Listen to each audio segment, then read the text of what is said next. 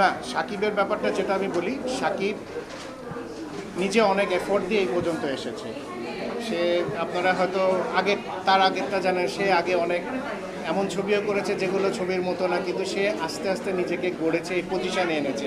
একটা লোক নিজের চেষ্টায় এই পজিশানে এসেছে, যেটাকে আপনাকে ইগনোর করার মতো কোনো নেই। আপনারা যদি পারতেন, এখন ইন্ডাস্ট্রি অনেকে বলে তো পারলে আর একটা সাকিবকে বানান নেই, ইন্ডাস্ট্রি তো ডাইরেক্টরের অভাব নাই, প্রডিউসারের অভাব নাই, কই তারা তো কিছু পারতেছে না।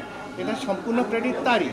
সে এখন চুজ করতেছে গল্প, সে এখন টিম রেডি করতেছে, সে সব কিছু করে করে একটা জায়গায় সে আসছে। তা আসলে দিন, তাকে আসতে দিন। আর আমরা যদি ক্যাপাবিলিটি থাকে আমরা তাকে কমপ্লিট করে উঠি, সমস্যা নাই। প্রপারলি বলবো না মজা করে বলবো?